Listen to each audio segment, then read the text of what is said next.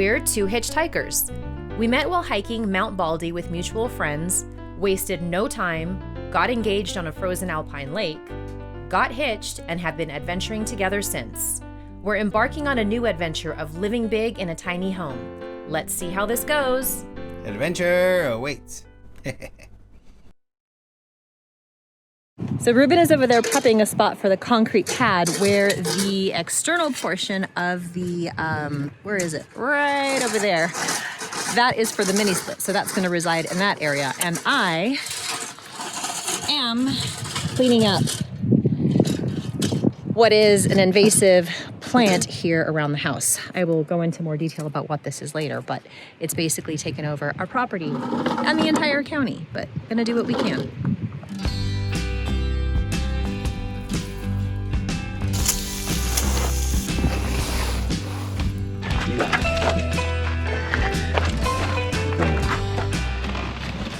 Just let it rest on the edge.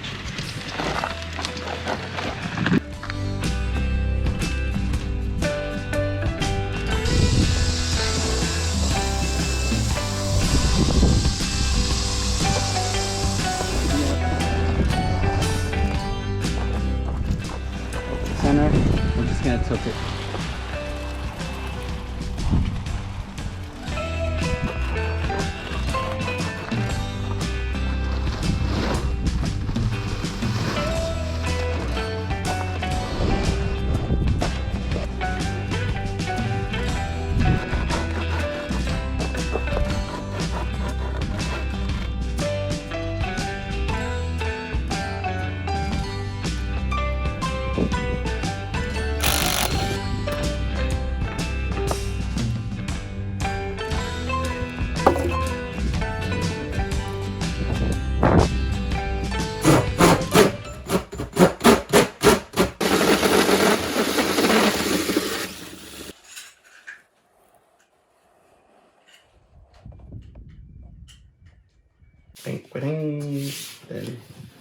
Cool thing is this contraption came with a template that is scale 1:1. Yep. Very helpful. Yeah. So now, that out of the way, I get to put these holes right here, and then ta-da, we hang it up.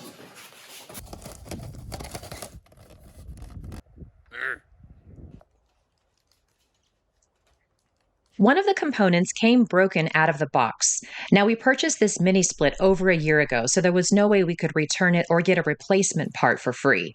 So instead of hunting down a new one, Ruben improvised.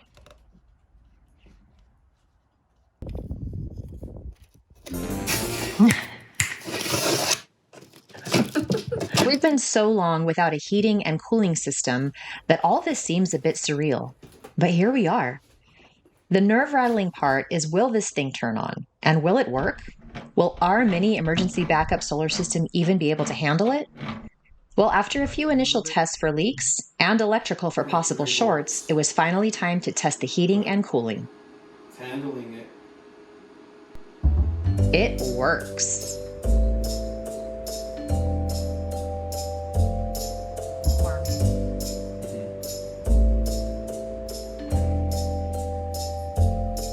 Ta-da!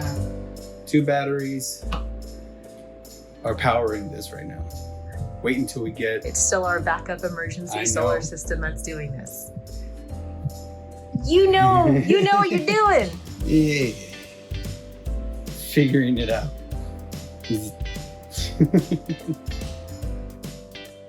Now it's time to button up the exterior and we can call it a night.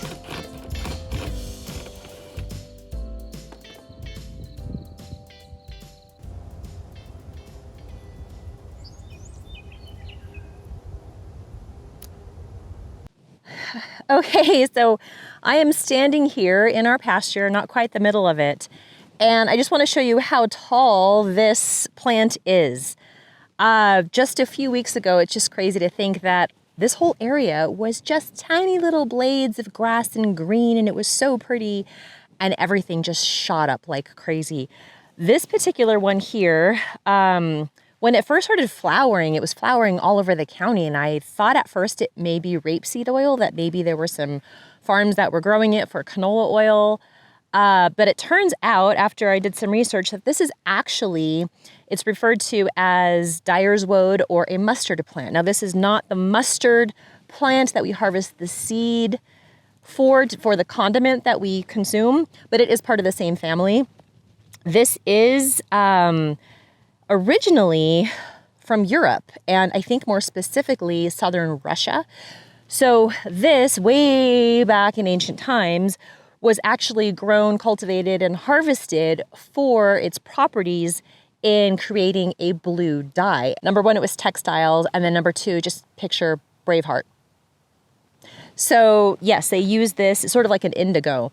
And this was brought over to the United States, I think in the 17th century or so, possibly earlier, for the purpose of actually cultivating this to produce dye. And it made its way out west, and now this has pretty much taken over a lot of the West. So it is an invasive species. It's considered a noxious weed. It's actually illegal to cultivate it in 11 states, I believe. If you want to know more about it, you can look it up. But now we don't use it anymore as a dye because guess what? We do a synthetic dye, right? Like everything else we have is synthetic. So this has just taken over, and it has just come into the county here maybe a couple of decades ago. And what happens is it, after it flowers, it produces some seed pods that each pod contains between 500 and 1,000 seeds. So when the seeds drop or blow in the wind, they don't necessarily have to germinate and sprout that year. They can lay dormant over the course of a few years, as what happened here. So we've been in drought for many, many years. And this winter, we had a great winter and spring with precipitation. So these just popped up out of the ground, and it looks very beautiful. But once I learned it's invasive and it chokes out native grasses, I thought, okay, we need to do something because our entire pasture is covered with it. Now, we also thought, well, maybe we can, bring in some livestock, have somebody come and bring their livestock, cattle, goats, sheep, whatever. Well, it turns out they don't like it when it gets this high. If we would have done that in the very beginning when it looked little, like little lettuce heads, that would have been okay. So now we just have this giant weed to take care of. Now, what I'm doing is I'm focusing on getting rid of it near the house because we want to encourage grass to grow there, and it will never grow with this being there. So the only way to do it at this point is to manually pull it out by the roots. Now the roots run deep, it's a taproot, and this is where they actually choke out the other native grasses. So that's one manual portion I'll be able to do.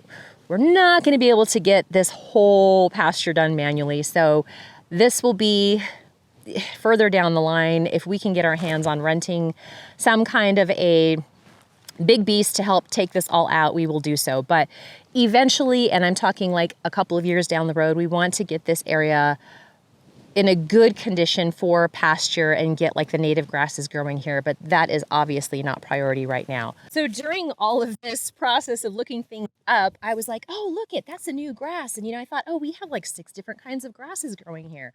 Well, 6 turned into 10, and then 10 turned into 12, and I think I'm upwards of like 20 different types of grasses and flowers that are growing here on the property, which is kind of fun. I never thought I'd be getting into like botany at this level, right? But here I am. So if you can see here, this right here is referred to as a foxtail barley or squirrel-tail barley. Now, this is also an invasive grass. And it looks absolutely beautiful, especially when there's a breeze and it's sunset. It's just so incredibly romantic looking. But being that it's an invasive type of grass and it is very prolific, it also chokes out the native grasses around here. Now, this is another one that we want to make sure that we don't introduce to livestock or any animals, because around each seed, I think it's called the seed hull, each one has a barb on it. So if a dog were to run through here or a cow were to eat it or something like that, those barbs can not only annoy on the skin and the fur, but if they eat it, it can cause major intestinal problems from the mouth. Also, it can just lodge itself in, and it can cause ulcers. So this is something we definitely do not want to have around the property, and unfortunately, we have a lot of it.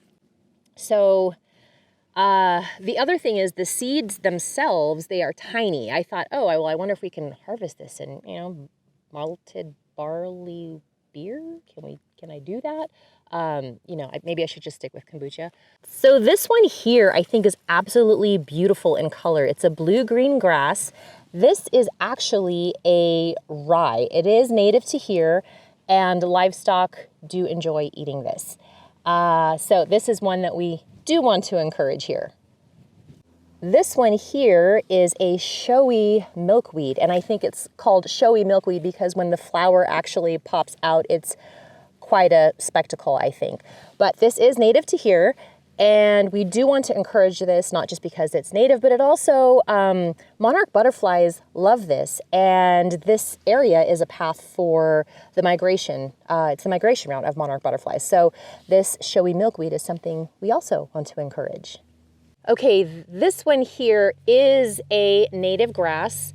It is called a cheat grass, I think, but we sort of want to get this under control because it is growing very well here, but we want to clear it out from the area of the house because once these dry out, it is a fire hazard. This one here is a wheatgrass, also more of a native species, and livestock do love it, so we want to encourage this one. So when you have the native grasses growing and the invasive ones not taking over, you get to see all the beautiful wildflowers that are also natural to the area.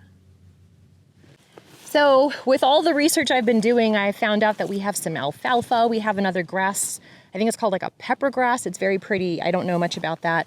So I'm doing a ton of research and it's fun, but the hard part that I'm going to do now is pull out all of the mustard plant manually around the house, and then after that I have to get busy with the weed whacker, taking down all of that foxtail barley around the house. So priority number 1 and 2, and then we'll take it from there. And if you're wondering if I am trying my hand at harvesting this for the blue dye, I'm giving it a shot.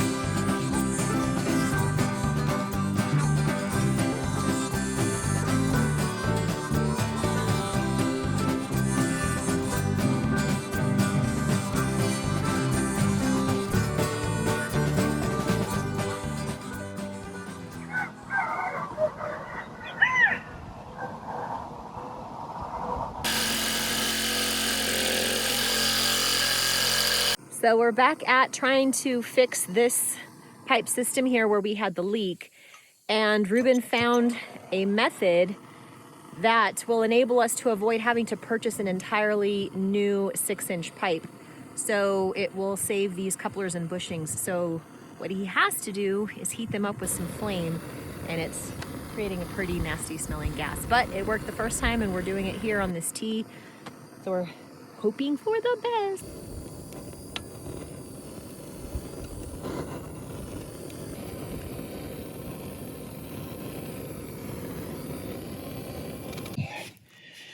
There it is. We saved the fitting. Woohoo!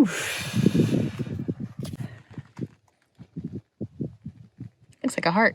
It's a purple heart-ish.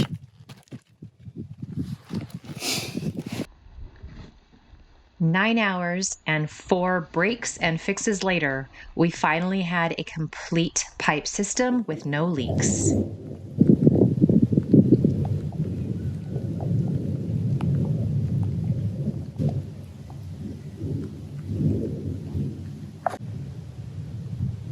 So before we backfill it with this, we need to manually backfill to make sure that none of these rocks damage the PVC pipe that is now fixed.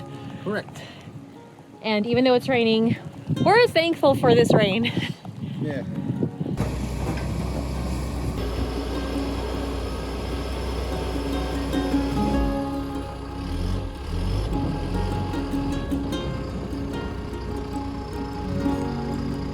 We finally fixed our irrigation line and pump sensor. We now have a good head start on clearing the grasses that need immediate attention. And we now have our mini split cooling and heating system installed. It is running on our tiny battery system, so the next step is to get the big solar array system set up, which means finishing the trenching line for the power cable.